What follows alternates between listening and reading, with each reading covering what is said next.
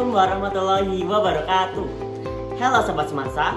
Pada kesempatan kali ini saya dan kelompok saya, kelompok 4, akan presentasikan apa sih itu Pantai Pecaron dan bagaimana cara terbentuknya, apakah melalui proses endogen ataupun eksogen. Nah, sebelum itu, izinkan kami untuk memperkenalkan diri kami terlebih dahulu. Perkenalkan, nama saya Distiano Putra Faruriza beserta rekan-rekan saya. Perkenalkan, nama saya Alif Tana Ashanti dari nomor absen 1. Perkenalkan, nama saya Muhammad Ihsan Aziz dari absen 24. Saya Samara Rashna Pasti, nomor absen 34.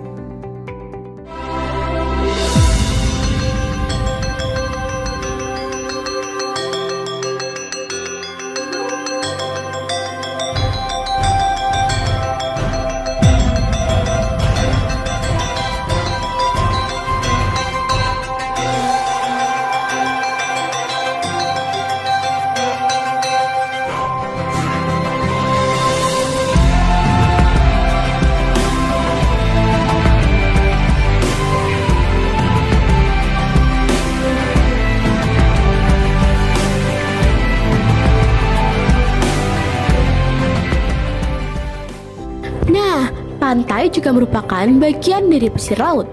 Lalu, pantai juga merupakan perbatasan antara daratan hingga perairan laut. Nah, ada 3 pendukung untuk terbentuknya pantai loh. Yang pertama, ada gelombang. Yang kedua, ada angin. Dan yang ketiga adalah arus. Seperti yang kita ketahui, bahwa terdapat 4 jenis pantai berdasarkan bentuknya. Yang pertama, ada pantai landai. Yang kedua, ada pantai curam. Yang ketiga, ada pantai bertebing. Dan yang keempat, ada pantai karang. Nah, untuk masing-masing penjelasan setiap jenis pantainya, ayo kita bareng-bareng untuk simak penjelasan berikut. Yang pertama, ada pantai landai, yaitu pantai yang permukaannya relatif datar. Contoh-contohnya yaitu pantai mangrove, pantai bukit pasir, pantai delta, dan pantai estuari. Yang kedua adalah pantai curam. Pantai curam biasanya bergunung-gunung. Jenis pantai ini ditandai dengan adanya tebing-tebing curam dan laut yang dalam. Contohnya ada pantai di Lombok, selatan Pulau Jawa, dan barat Pulau Sumatera. Yang ketiga adalah pantai bertebing. Pantai bertebing merupakan pantai yang memiliki tebing curam yang terbentuk dari erosi batuan oleh gelombang laut dan angin. Pantai bertebing juga disebut dengan pantai abrasi. Untuk contohnya yaitu pantai yang berada di Bengkulu Utara. Untuk pantai yang keempat yaitu pantai karang, yakni pantai yang memiliki banyak pulau berbatu karang sepanjang jalannya seperti yang di foto. Contohnya adalah pantai Apalarang yang berada di Sulawesi Selatan. Oke guys, selanjutnya kita bahas bersama-sama pantai yang ada, yaitu pantai Pecaron yang ada di Kebumen, bagi dasar usul, penyebab, dampak, dan lainnya. Kita simak bareng-bareng ya. Jadi di sini merupakan pantai di Desa Serati, Kecamatan Ayah, Kabupaten Kebumen, Jawa Tengah yang bernama Pantai Pecaron. Pantai ini dikenal sebagai surga tersembunyi di Kebumen dikarenakan suasana dan keindahan alamnya yang masih sangat asli. Seperti Pantai Pecaron memiliki air laut yang sangat biru eksotis. Cantik banget kan? Nah, bersama Riza, kita akan mengetahui cara proses terbentuknya Pantai Pecaron yang berada di Kebumen ini. Yang pertama, Pantai Pecaron ini terbentuk melalui proses eksogen dan juga endogen. Apa sih itu tenaga eksogen dan juga endogen? Nah, tenaga endogen yaitu tenaga yang berasal dari dalam bumi yang bersifat membangun. Lalu ada tenaga eksogen, yaitu tenaga yang berasal dari luar bumi yang bersifat merusak. Tenaga endogen merupakan sebuah tenaga yang berasal dari dalam bumi yang dapat menciptakan perubahan signifikan bentuk permukaan bumi, seperti terbentuknya pegunungan, lembahan, patahan, pulau, bahkan sebuah benua. Sementara itu, tenaga eksogen yang berasal dari luar permukaan bumi bertanggung jawab atas perubahan bentuk permukaan bumi dari energi yang berasal dari luar, yang mengakibatkan fenomena pelapukan, erosi, sedimentasi yang terjadi pada lapisan luar kulit bumi. Nah, setelah video yang tadi kita saksikan, kita akan mengetahui bagaimana Pantai Pecaron terbentuk. Nah, yang pertama, Pantai Pecaron akan melalui tenaga endogen dulu seperti tektonisme yang menyebabkan pengangkatan daratan akibat pergerakan lempeng Indo-Australia. Dan Eurasia membentuk tebing-tebing curam di sekitar pantai. Lalu ada aktivitas vulkanisme yang berkontribusi pada keberadaan batuan yang mengalami pelapukan. Selain itu juga ada gempa bumi yang sering terjadi dapat mengubah bentuk garis pantai.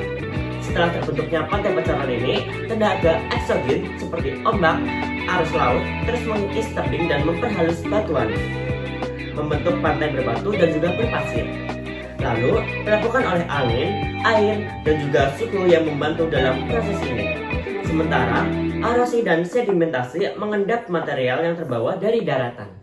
Setelah itu, kombinasi kedua tenaga ini menciptakan karakteristik khas pantai Pacaran dengan tebing yang curam, batuan terjal, dan juga ombak yang besar. Akibat dari endogen dan juga eksogen, jalan menuju pantai Pacaran sangatlah landai dan juga berkelok-kelok karena harus melewati tebing-tebing yang sangat curam dan juga tinggi-tinggi. Karena berbatasan dengan Samudra Pasifik, pantai Pacaran memiliki ombak yang tinggi dan juga karena ditenagai oleh tenaga eksogen yang berasal dari samudra tersebut. Pantai biasanya terbentuk di daerah dekat dengan terjadinya sedimentasi, misalnya pada dasar tebing pantai ataupun di dekat muara sungai. Endapan sedimen yang hanyut menuju pantai oleh arus dan gelombang menggantikan material yang ada ataupun hanyut menuju perairan yang lebih dalam terbawa sepanjang pantai. Saat air pasang surut, sedimen ikut terbawa bersamanya.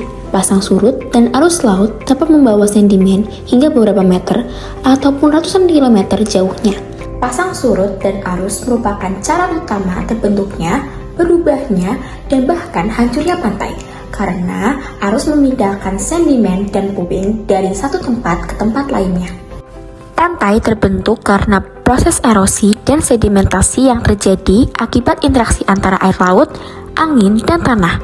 Beberapa penyebab utama terjadinya pantai adalah yang pertama yaitu erosi gelombang laut. Gelombang laut yang terus-menerus menghantam daratan, mengikis pantai, mengubah bentuknya seiring waktu, dan proses ini menciptakan tebing atau garis pantai yang lebih rendah. Yang kedua yaitu sedimentasi. Ketika gelombang laut melemah, pasir, kerikil, dan material lain yang dibawa oleh air akan mengendap di pantai dan membentuk lapisan pasir yang luas. Yang ketiga yaitu perubahan permukaan laut. Perubahan tinggi permukaan laut seperti yang terjadi selama kenaikan atau penurunan level laut juga memengaruhi pembentukan pantai. Proses ini dapat terjadi secara alami ataupun dipengaruhi oleh perubahan iklim. Yang keempat yaitu aksi angin. Angin dapat menggerakkan pasir dan material lainnya untuk membentuk bukit pasir ataupun pesisir berpasir. Sehingga secara keseluruhan, pantai terbentuk melalui interaksi jangka panjang antara kekuatan alam yang mengikis, mengangkut, dan menyimpan material di garis pantai. Selain alamnya yang indah, pantai juga memiliki potensi bahaya. Contohnya, jika terjadi tsunami. Dan pada kesempatan kali ini, saya akan membahas atau menjelaskan tentang dampak jika terjadi tsunami di suatu daerah.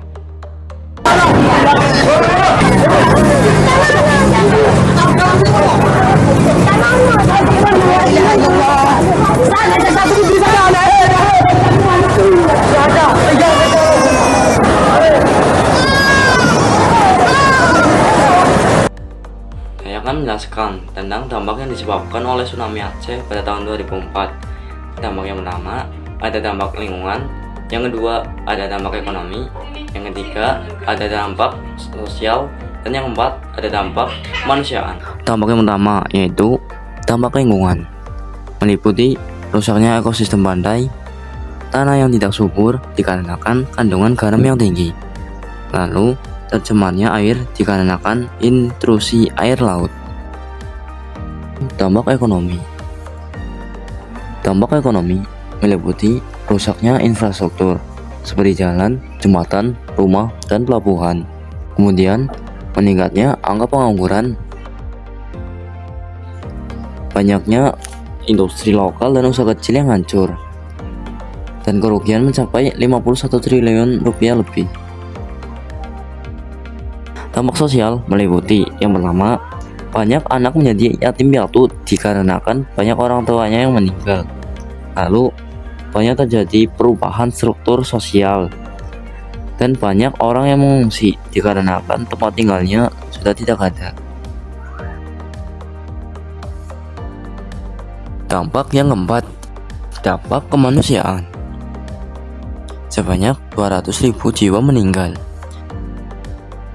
ratusan ribu orang terluka dan mengalami trauma psikologis, serta 500 ribu lebih orang kehilangan tempat tinggal akibat tergusur oleh tsunami. Tsunami Aceh pada tahun 2004 ini tidak hanya berdampak bagi Indonesia, tetapi bagi sebagian negara seperti Thailand, India, Sri Lanka, Malaysia, Myanmar, dan Bangladesh.